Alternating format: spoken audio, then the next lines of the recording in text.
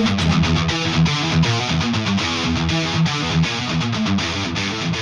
to the Reformed Devils. I'm Professor Jonathan Barth, history professor, associate professor of history at Arizona State University. And with me is Professor Owen Anderson. Hey, glad to have you. And we call ourselves the Reformed Devils because our university mascot is the Sun Devils.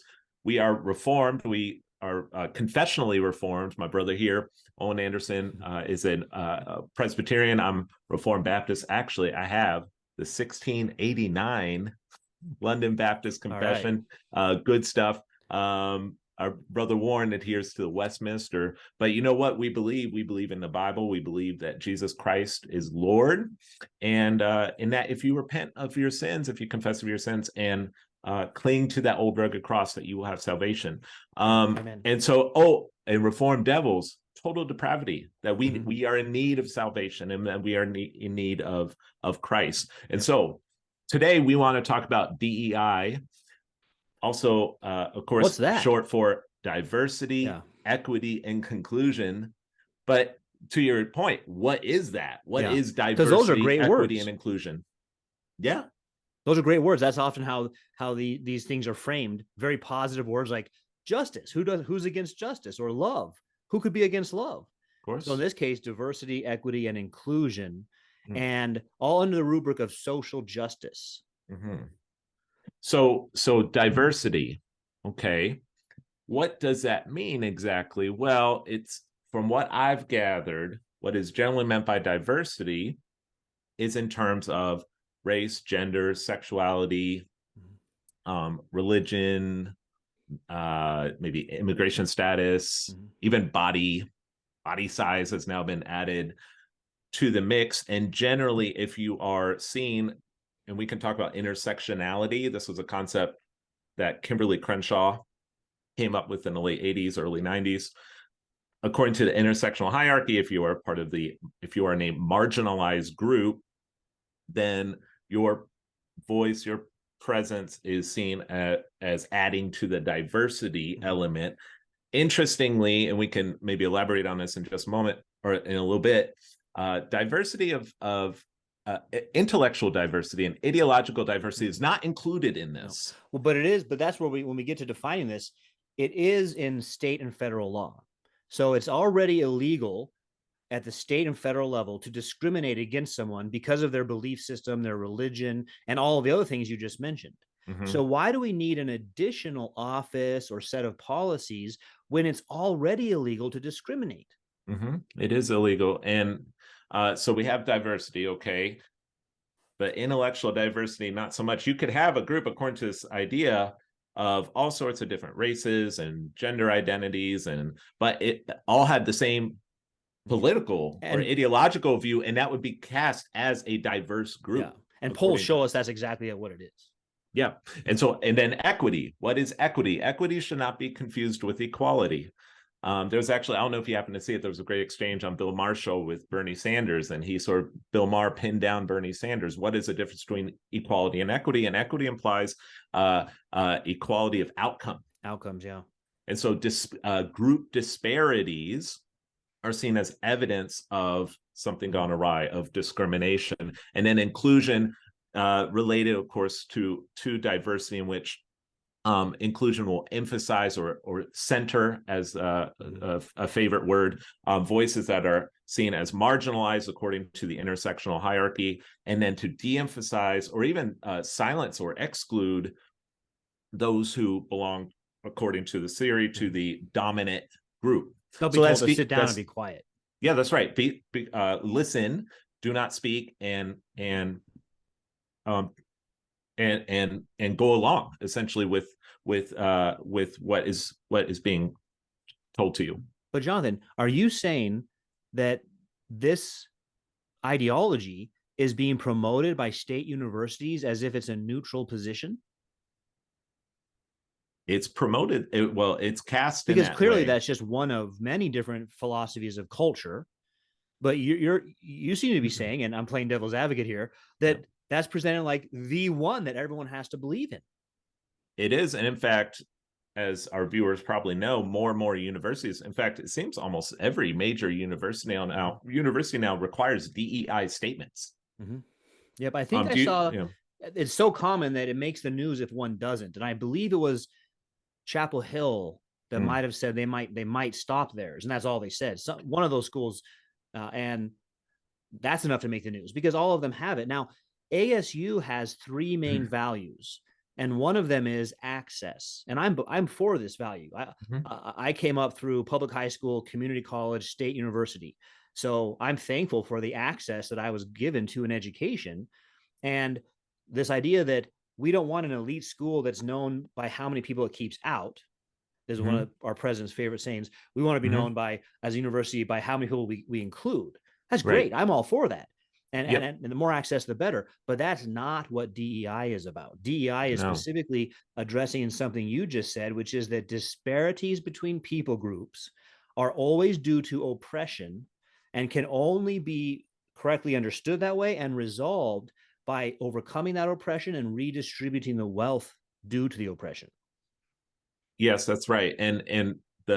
So in hiring now, hiring of staff, of faculty, and in student admissions, these mandatory diversity statements, DEI statements, and it has functioned, and many people have commented on this, of course, it's functioned as an ideological litmus test. Are you on board with the orthodoxy, with the official narrative? And if you're not, these DEI statements will either reveal that and allow the university, or by the way, it's not just universities. This is in corporate America. It's in corporate America. Yeah, movies are this way. Yep.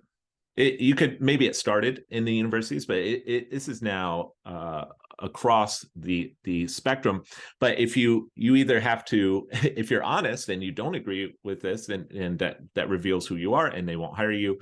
If you or you lie and you sort of suck it up and make some say what you need to, and then you get hired. What that means, what you just described, is a faith test. We've brought back faith tests to hold secular offices. And that's unbelievable, because if you were to ask somebody, hey, do you need to be a Trinitarian? Because that was one of the faith tests in the past. If you're a Unitarian, you can't hold office. And if you were to say to someone, hey, do you have to be a Trinitarian to be a professor to state school? They say, oh, of course not. That's outdated. Do you have to believe in this view of oppression and redistribution? Yes. Yeah. What? That's right. Yeah, that's right. And so it's not just these statements either. It's also the bureaucracy. I mean, if you take a look at the numbers and the money, this is a big business. Always follow the money. Always follow the money. It's a big business. We're talking about universities. I looked up the numbers. Corporate America spends approximately $10 billion on DEI initiatives and staff. $10 billion. The universities are in the hundreds of millions of dollars, and students talk, rightly so, about the high cost of tuition. What's contributing to the high cost of tuition? A number of things, granted, but one of those is the giant DEI bureaucracy that has been constructed over the last 10, 15 years. Yeah, the administration and the number of administrators to professors, or the number of administrators to students, has skyrocketed. And if you look at the access to student loans, any business, and this is what shows the universities are running on a business model, will fill that gap. If suddenly you were charging down here, but your students have access to this amount of student loans, well, charge right up to it. Well, now they have access to this much, charge right up to that. So you'll see that they'll continue to increase the number of things they do, and things that you might wonder, like, wait, why is that being done at a university? Well, because they can get the money to do it. Yep, that's right. And so I think the average number of on a nationwide basis, it's like 45, I think, DEI administrators per university. Yeah. I mean, staff and administrators, 45, and then some of these are like huge. Ohio State is I think 130 something, and I mean, it's just some of these administrators make like $250,000, close to $500,000. Yeah. I mean, they're doing very well for themselves. Yeah, that's where you follow the money. I think it was Sinclair Lewis wrote a book, The Profits, Profits of Religion, when he was investigating, the way that people in religion can make a lot of money. Well, I think you can write a book, The Profits of Marxism, And you find out Yeah. people who hold to this view of oppression Yep. tend to make a lot of money for themselves. Yeah, doing pretty well for being victims, I guess, Yeah. huh? Yeah, but that's the whole Uh, that's what's interesting. I had a professor recently pushing back against me and saying, "Oh, you're just repeating Tucker Carlson. He's just afraid of the Marxists. It's more of, oh no, the Marxists. We're not Marxists. We just believe that all of history is a conflict between the oppressed and the oppressors." And it's like I will that's the, say, I will say the classical Marxists obviously fixated on class. Interestingly, the neo-Marxists who focus on the culture, class is sidelined yeah, and is not included. So yeah, let me give you an example here. The East Palestine disaster is a great example of this. Because who do you have in East Palestine? You have poor white, men and women. Now, according to the DEI religion, according to orthodoxy, those are the very people who are they are the most privileged yeah, people. And in reality, these are people who have been left behind. I have some family that lives in Ohio. You drive through Ohio, there's some good things happening in Ohio, to be sure, but I mean there's a lot of abandoned industrial towns. Where do these people fit on the intersectional right, spectrum? And yep, and so it's interesting how it's rooted in Marxism, and yet they've abandoned that class analysis that was in yeah. Marxism by necessity because they've privileged these other categories over class. Yeah, class only comes in when you're talking about the wealth of whites. Then money comes in. Right. I was reviewing a book recently about uh, anti-racism.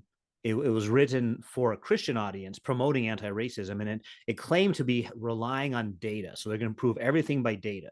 And so as I went through the book, I saw there was two kinds of data they used. One kind was simply economic data about four groups: whites, blacks, Hispanics, and Asians, and simply about how much each of them earn. And out of all of the graphs about that kind of thing, the Asians were doing the best. Then the second kind of data they used was about people's opinions, but they treated this like data. So they would have an opinion poll that says, do you think this or that group got their money unfairly, or does this or that group have extra benefits in culture? How do you view each other? But they used that as if that was some kind of economic data. So their argument was, because there are disparities, Mm-hmm. those can only have come from racism. Mm-hmm. And the way to solve racism is by forcing these institutional changes on people through a revolution. It's a Mm-hmm. Marxist revolution. And that's the Right. only way to change it. But their data simply didn't show that. The disparities could be from lots of other things. Mm-hmm. And the amount of the benefits that Asian Americans have suggests perhaps they're due to other things besides just pure racism. But they Right. don't consider that. And that's the problem with DEI is Yep. it's not neutral. It's loaded into it a whole view of how society works, how culture works, how history has worked. And all of those can be called, in a broad sense, the Marxist view. And if you don't accept those, the university should be a place where we can debate them. And right now it But is. no, you're not allowed to debate them.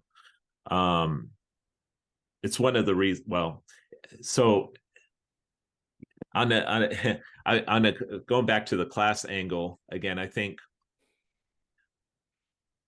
it is interesting. So like going to with the East Palestine folks. So like let's say you have two white males, one white male who's a Harvard graduate and is all into the woke DEI narrative and all the rest, and then you have a white male who's an East Palestine Trump supporter.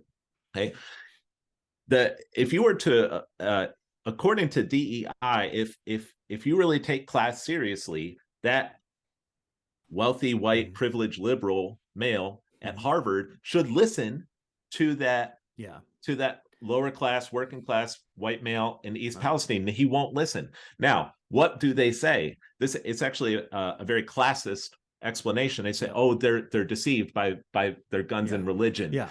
They don't understand. You hear this all the time. They don't understand their own economic interest. Yep. They're too stupid to understand, and so we, the elites, have to teach them what is correct. It's fascinating. No, but I love this part because we had some event recently at my campus about lived experience. And this is another one of those things where my lived experience, you need to listen to it, and it's inerrant. It's traceable, I think, to Rousseau in the modern era. there's inerrant general will, and I'm part of this inerrant general will. So you have to listen to it, but not all lived experience is inerrant. So you gave an example just now. That guy will not be lived experience they care about. Or if No. you say something like, hey, my lived experience is I was a sinner and I was lost in my sin and I was saved by the blood of Christ. They say, oh, that's just the opiate of the masses. Yep. That's wish fulfillment. So only some lived experience counts. Other lived experience doesn't count. Only the approved lived experience counts. Oh man, so much to say about DEI. I pulled up a few things here. This is the UC Berkeley's College of Engineering. This is for faculty. Okay, so this relates to any faculty watching this.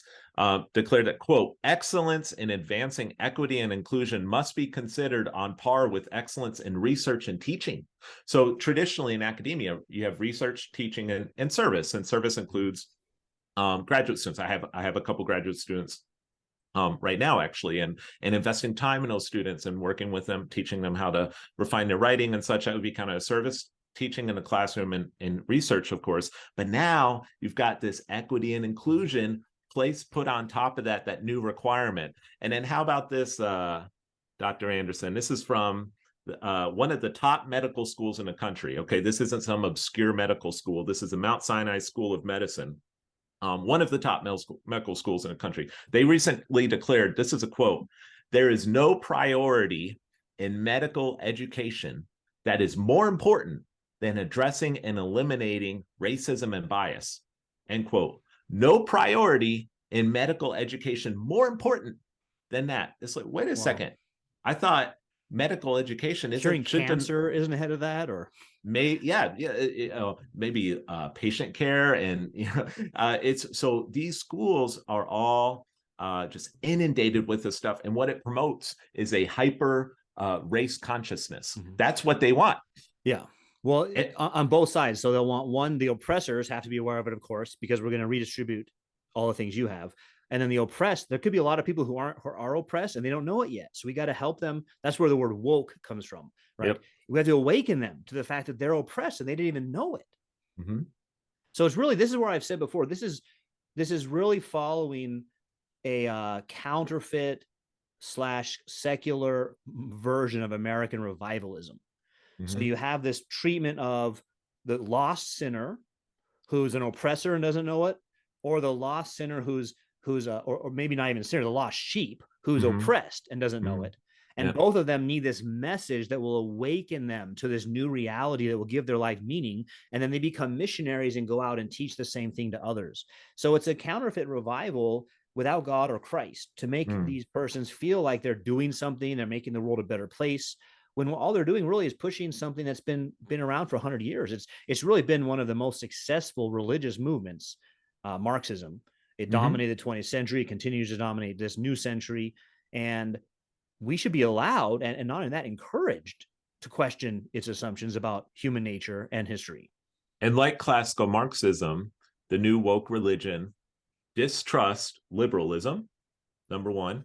Marxism and wokeism, they don't like liberalism. And when I say liberalism, just for our audience, what I'm talking about is the classical liberal idea of equality under a law, due process, and treating people as individuals. Okay, they distrust that, and then they also distrust meritocracy. Yeah, there is no such thing. And so the classical Marxists used to say that those are bourgeois ideas.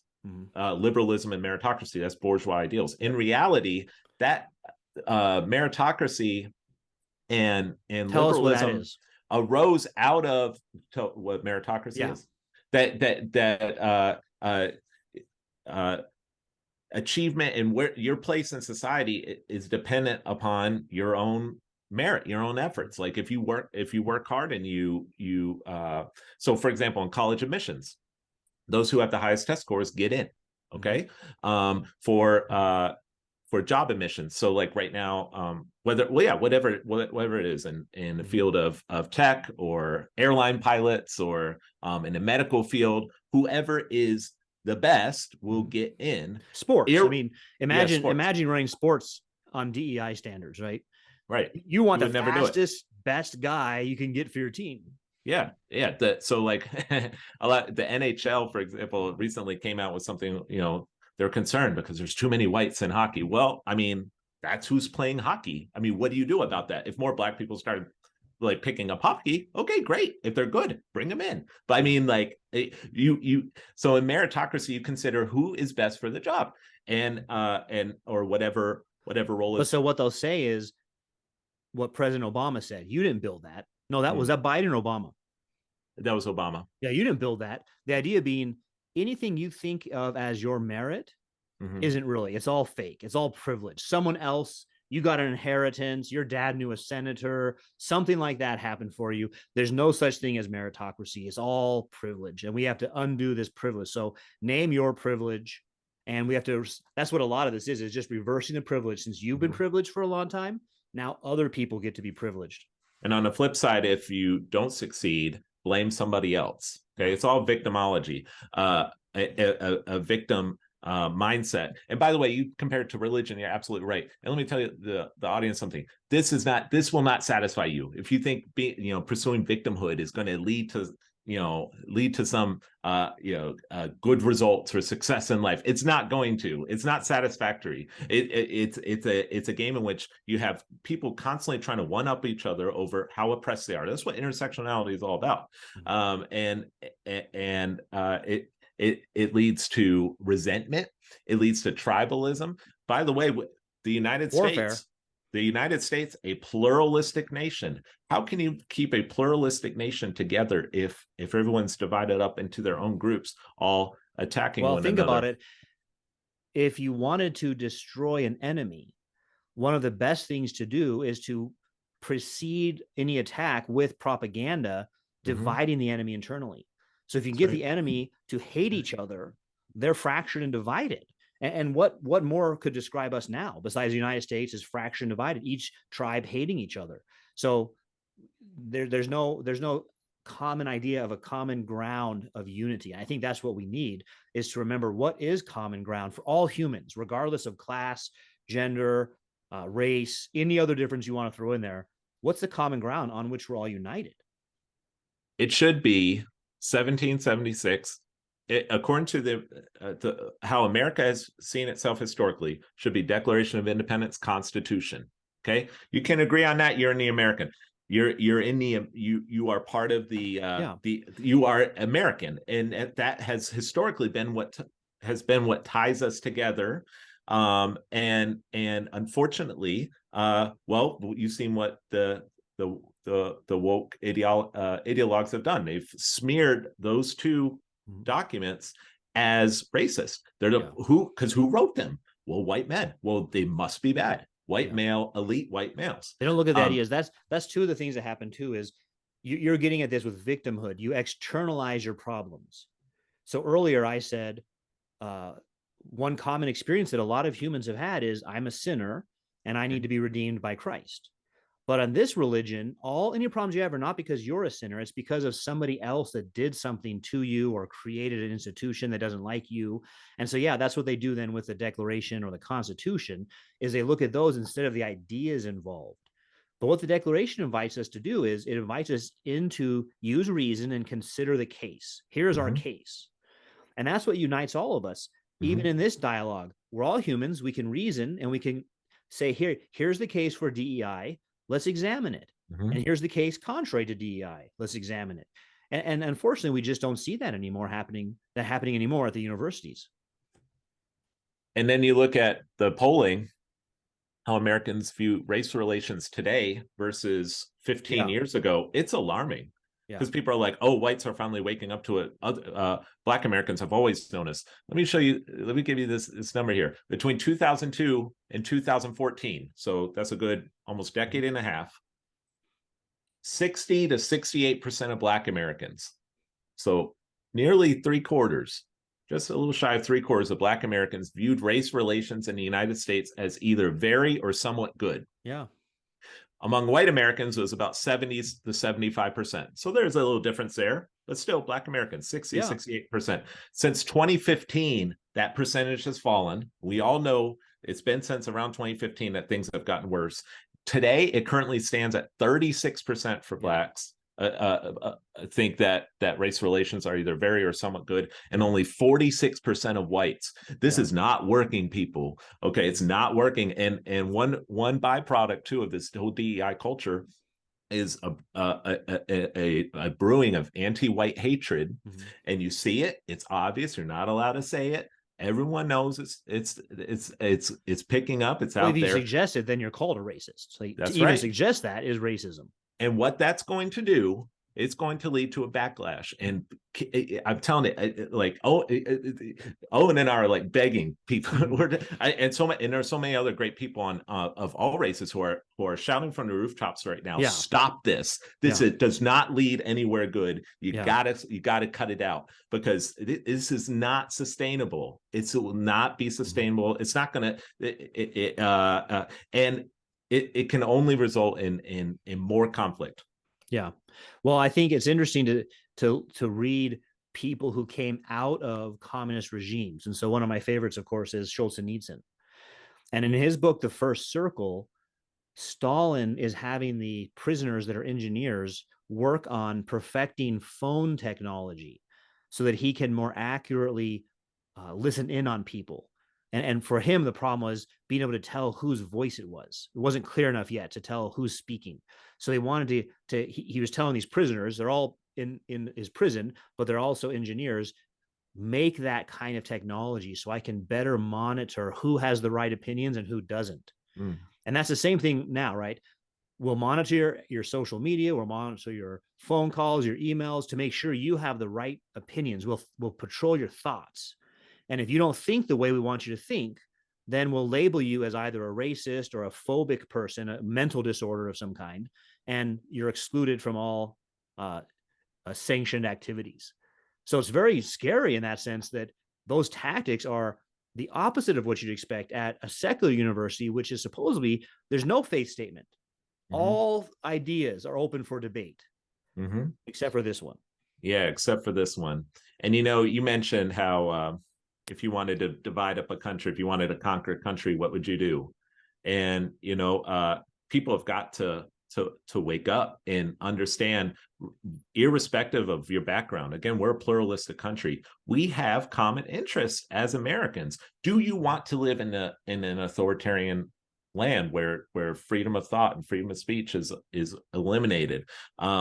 This is not good for anybody. Okay, I don't care what your background is. It's not good for anybody. The principles that our country was founded on, Declaration of Independence and Constitution, that is good for every American. That is the best system that we can possibly have on this side of heaven in this country right now. And people have got to wake up to it, because you got a lot of grifters out there, and you got a lot of people who are dividing. And I think some of it, not for all or even most of these people, but I think there actually is a malicious intent for some of these people. Sadly, I think it's promoted by people who wouldn't mind seeing Americans fighting one another instead of uniting in order to secure freedom. It's interesting.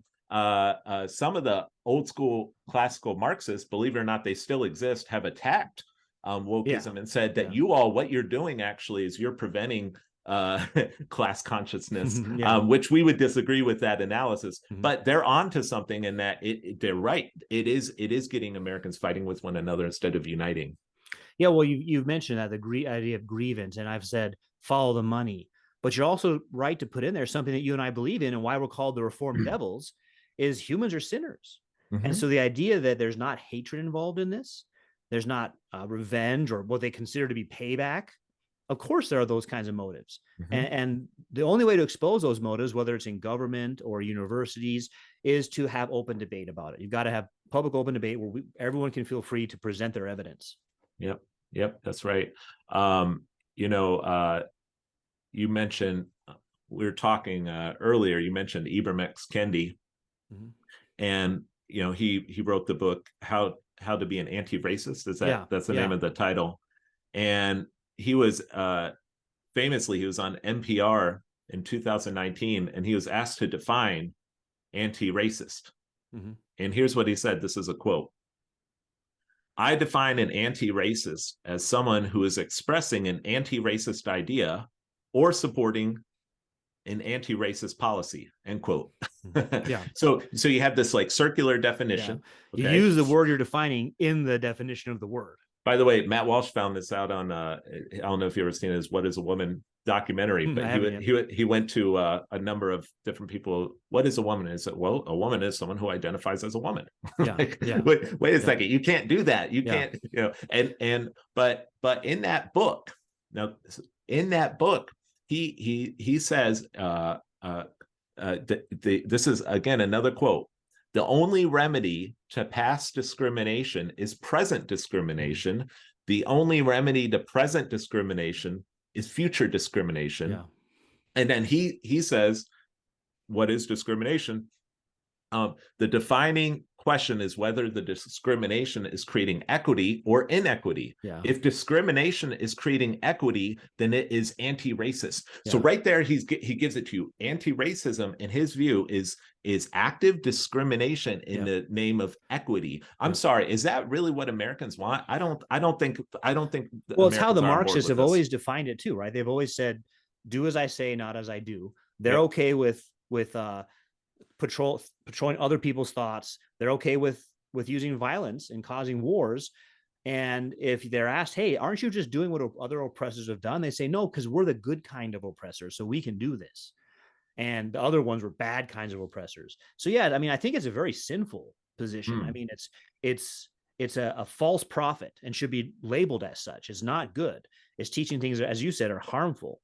And to expose it as sin, this is somebody who should repent and recognize this as sin rather than promoting more division, and including, I mean, when I studied law, Brown versus the Board of Education is a major decision in the United States public education law. No more segregation. Now we're going to something called neo-segregationism, where we're promoting segregation again. What happened to this idea that, no, we don't want segregation. We don't want safe spaces where you have different people groups going away from each other. I thought we all wanted to live together because we're all equally human. Racism in their eyes is permanent. It's always present. It's everywhere. It permeates every aspect, every corner of society. This is also part of critical race theory. And a lot of people, as that term has become popularized, CRT, a lot of people said, "Oh, what are you talking about? That's in law schools. You're talking about some obscure theory in academia, and even then, it's only in law schools." Not according to the critical race theorists themselves. The number one primer in critical race theory is called Critical Race Theory by Richard Delgado and John Stefansi. They say outright that CRT. This is a quote. Although CRT began as a movement in the law, it has rapidly spread beyond that discipline, and then they named the disciplines: history, controversies over curriculum, political science, women's studies, American studies, sociology, theology. They named theology, healthcare specialists, philosophy, and they go down the list and they say it's being used now in all these fields, and so they're gaslighting people by saying that, oh, it's just in law schools. No, it has permeating. Here's the scary part. You mentioned this, that their view is just racism. It's a priori. It's true just by definition. You're a racist. So anti-racism is white people are racist always, and to be an anti-racist is to be anti-white institutions. They're systematically racist. Well, white and other people can't be racists unless they're buying into the white system. But here's the problem is, it's a priori, it's not empirical. So you're not getting to this position by interviewing people and finding out their views. You're just telling them that's what they are. And then it's also reading people's motives or intentions. So the idea is that I know you're guilty already in virtue of what you are, apart from anything you've said or done.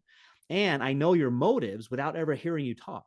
I just know your motives are racist. And that's scary because our legal system has been structured to avoid that kind of thing. It used to be that way. It used to be you could be put in prison because you looked at the prince in a way he didn't like.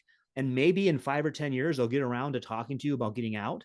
But our Bill of Rights prevents that kind of thing. You get a speedy trial. You don't have any strange kinds of punishments. You get a jury. You get to be defended. You have your evidence presented. John Adams was willing to defend British soldiers just so they'll have a defense. Even if he didn't agree with Britain, you have to be able to defend them. And all that's based on evidence and rationality. And the system you're describing isn't based on that. It's based on anger, hatred, revenge, assumptions about other people, imputing motives to them, which may not be true. Those aren't good things. No one thinks those are noble or right things. Why would we allow that? Well, after we published that Daily Wire article, and we won't hammer away at this, but someone put out something on Twitter. Yeah. Oh, 3 white males at ASU. Like, let's pray for them, like making fun of us. It made like, fun of our gender and our race. Yeah, so to let people know, hey, do not listen to these. Like, they're white males. And no, just as a mild corrective, he said, just so that we're precise here. And pardon me, I do have some. I've prepared some notes because I want to make sure we get right. I don't want to I don't want to misrepresent these people. You know, I don't want to build a straw man and then burn it down only to find out do what's done to, don't want to do what's done to us. So they will say what they say. So Ibram X. Kendi, his whole argument is that this is a quote: "There's no such thing as a not racist idea, only racist ideas and anti-racist ideas." Which is an interesting, that for all the left talks about binaries. That's quite a binary there. Yeah. Only racist and anti-racist. Now, whites are complicit in racism, even if they don't know it, unless the following is coming from Robin DiAngelo. The only way to no longer be complicit in racism is to sort of remain put, listen to the grievances, agree with the racial assertion that's being made, so long as it's by the correct person. Better not be Clarence Thomas and Thomas Sowell. Agree with the orthodox racial assertion, and then actively participate in deconstructing whiteness. Then you are an anti-racist. So you can be an anti-racist if you're white, but only if you've done those things. If you do those things. But on the starting out, before you've done those things, you are definitely a racist, and that's the default. Yeah, right. Yep. So that's just because of your view. So it's an interesting way of, not interesting. It's a wrong, mistaken way of assigning motives to people and assessing differences. And as you've been telling our audience, this won't actually resolve those kinds of differences. No. Now, what I like to bring it back to is it's one of the complaints about one kind of suffering in this life. One kind of suffering in this life could be put under the title famine. And famine means scarcity of resources. And economics is the actual study of the scarcity of resources. Not everyone can have a pile of gold. There's only so much gold. So how does it get distributed? And so what they're noticing is, some people have a lot and some people don't have much. Then their solution is that's racism. But that's only one of the kinds of sufferings in our life. There's also sickness. Yep. And that turns into plagues. And there's warfare, which could be local disputes, but it could turn into global wars. And so what they're focusing in on are some of the effects of living in a fallen world. But they're saying they can solve those effects without God, the creator, or without Christ, the Redeemer. And that's what I'm saying. It's really godless. It's anti-God. And Marxists have never made any dispute about that. I think some of what's going on right now might try to call itself acceptable to Christianity because it wants to be put into churches. But the truth of the matter is, we know why the world is fallen, and we know the solution to its being fallen. And redistributing wealth, calling each other names is not the solution. By the way, we talked about how do you if you want to conquer a country, and how do you do it? You divide the country. If you want to conquer, if you're a devil and you want to undermine the church, how do you do it? You hammer away at the differences within a church. Paul addresses this in his letters. Yeah, First Corinthians about divisions. Yep. He said, cut it out, because he understood that while there are differences. Look, there's male and female, and all, but in Christ, we are all we are all equals. Well, we are all equals. What it turns into, though, is complaints about that. Like somehow I or my group are more under the curse than you and your group. And that's not fair. So really what it comes down to is, although we've been dealing with the horizontal level of calling each other racists, it's really a complaint against God, the creator. If God made the world, it wouldn't look like this, because my group is under more suffering. That may or may not be true, but we always think our suffering is worse than it is, maybe. So it's a complaint about God, really, that God's not running the world well. The world's Mm, mismanaged, mm, and we can do much better. Scoot God out of the way. It's very, because this is Marxist, but it's also Freudian. mm. And so this ancient father figure, get him out of the way. We can do much better than what he's Yeah, ever done. yeah, And, yeah, and yeah. so it's a discontent at the end of the day, What? where, Uh, Go. Sorry. well, I Go was just gonna ahead. say it's a discontent at the end of Yep. the day, where you don't have an inner peace and joy of the Holy Spirit. Mm-hmm. You're coveting your neighbor's stuff. You're Mm, angry about this person. You mm. have no means of forgiving anyone. Why do we want to teach our students that kind of life? There's what did the preacher say?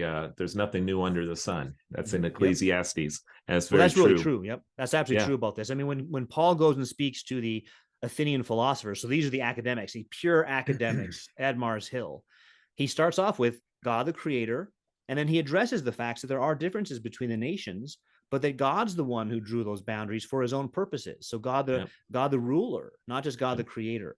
And then Yep. he says, ultimately, your problems will only be solved through Christ. Yep. Yep. Yep. So he said that. So professors need to hear that. Yeah.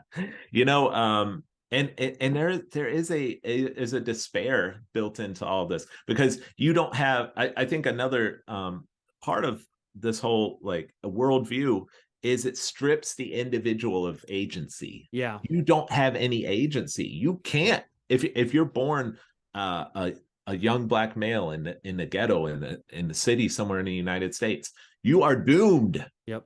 Well, that's the thing, but also it's despair in that it feels like Sisyphus. Even if you're on this side and you think DEI is great, do you have any reason to believe your efforts will amount to anything? Mm-hmm. The past efforts haven't amounted to anything. And so this effort won't amount to anything. So all the best you'll do will come to nothing. I remember Simon Bolivar, Mm-hmm. who was the George Washington of South Mm-hmm. America, trying to unite South America. He Yep. said towards the end of his life, all of my efforts have been like plowing the seafloor. You know, you're Mm. plowing the seafloor and the water just keeps undoing all of your Yep. work. And Yep. that's what Yep. this would be like. You're trying to change people who you think are selfish, greedy, evil people, and you have no way to change them. How hopeless. Well, I think people are waking up to it. I don't. I haven't watched his special, but from what I've heard, Chris Rock has a new Netflix special, and he's just going after the woke. I And thought he might be because I haven't yeah. seen it either, but I've seen all the major news media reporting negatively. So I thought to myself, Chris Rock must have said something He's onto good. something good. Yeah, that's right. Yeah. So I think more and more we're going to see these cultural figures coming out, because people, I mean, again, you look at Bill Maher. Bill Maher, I mean, the man is, talk about anti-God. I mean, like he for we never would have agreed Yeah. with him Yeah. before, but now he see, because he's a liberal. Yeah. Okay, he's a liberal. If you're a liberal, this is antithetical to everything you believe in, and Yep. I think I do have some hope that Americans are going to ultimately reject this. I Yeah. just hope and pray that things don't have to get so much, don't have to get a whole lot worse for Americans to come to that conclusion. There I are hope so too. hopeful Yeah. things. I like what Governor DeSantis did in Florida about banning DEI from the universities there. Mm-hmm. I think that's a good step. Yeah. And I hope other states follow that model. The Supreme Court, it looks like they're going to revisit affirmative action Mm-hmm. in college admissions. Yeah. That's a good step. These corporations, they're good. They're a lot. Many of them are finding out the saying you're hearing a lot right now: "Go woke, go broke." Yeah. Yep. So hopefully there is some sanity that returns. The Well, problem, I don't go ahead. The problem is that so much of this thinking is so baked into institutionalized now. Mm-hmm. So in the university, yeah, it's full on committed. Well, they're not.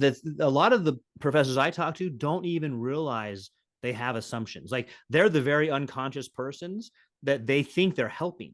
But when you point out, they think DEI is just, oh, that's just including people. And I point out, no, we've been doing multiculturalism for a couple decades now. This isn't multiculturalism. This is beyond that to this. A lot of them are surprised they hadn't even thought about it. But one thing I want to add to what you're saying is, because I don't think there is any reason to despair either, but I also do think that it's good when views ripen. so to speak. It's from the parable of the tares and the wheat.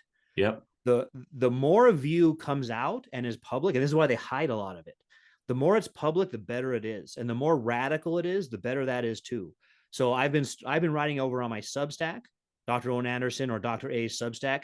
And really what I'm doing is I've become a journalist. I'm just reporting on far left ideologies going on at ASU and the lack of debate and discussion about their assumptions. And the reason I'm doing that is because I think parents of future students or future students themselves would want to know, what am I getting into? Okay, so I'm coming to a school, in the case of my college, which makes part of its bylaws that you have to be decolonizing your curriculum. I'd want to know that as a student or as a parent thinking about sending my student there, because that means they're only serving a very specific group, those who believe in decolonizing philosophy. They're not serving the general public anymore. Right. So the more we make this stuff public for everyone out there, then people can make up their own minds. If parents like that, great, send your kid there. If you don't like it, write to the dean and say, hey, why are we only promoting that view? Why aren't we promoting any other views? No, that's right. And yeah, so we'll have to see. But I think when you say allow views to ripen, I immediately thought of the French Revolution. It's hard not to. I mean, I think Mao said something like that too, right? Like, let all the flowers bloom, right, and see who they are. So it's just a principle. It's a general principle, but we're getting to a point where we're seeing there's clear differences.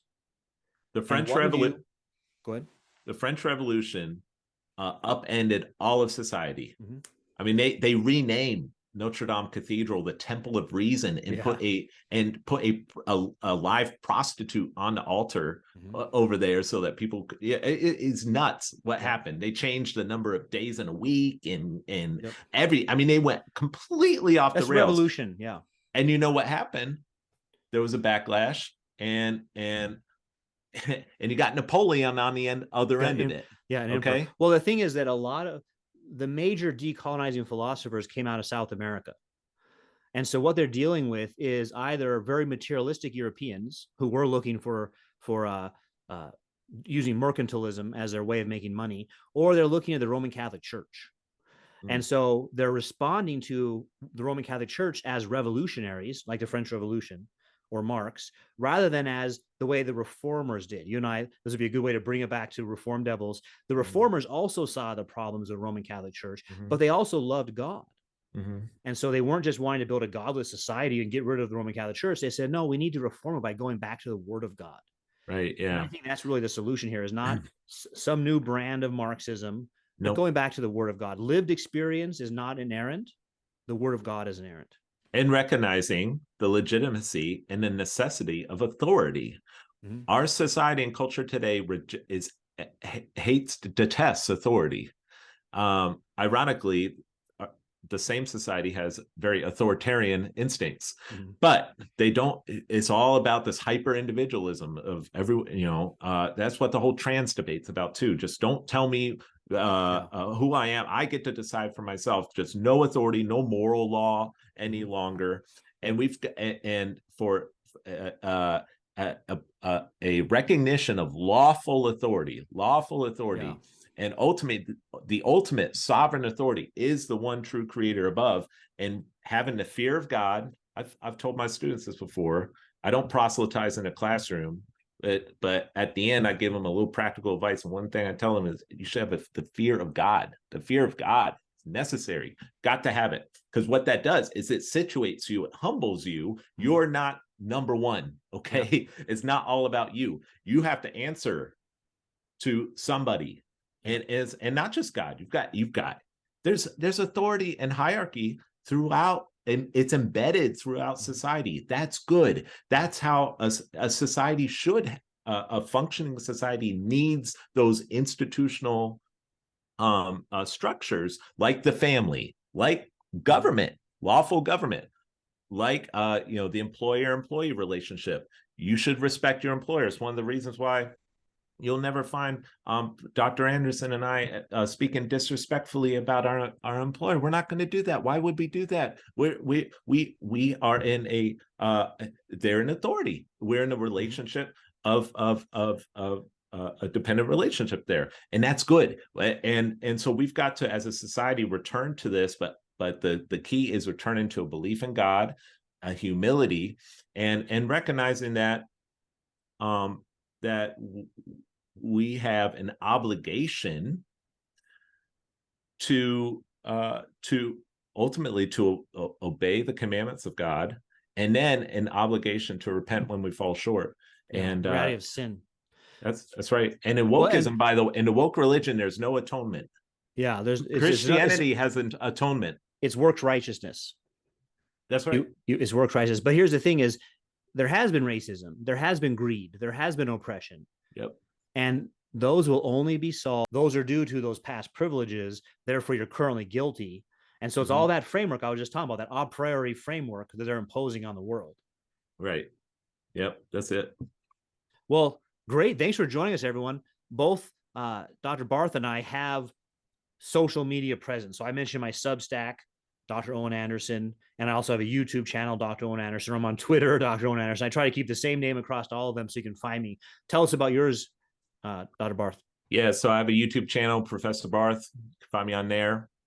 And then I have a Twitter. I only started using it after Elon took over. So that's I don't have right? too many. Yeah, shutting down free speech. Any dissenting views from the left weren't allowed to be seen. Yep. So not too many followers there, but if you're on Twitter, follow me for sure. Yeah, absolutely. So thanks for joining us, everyone. All right.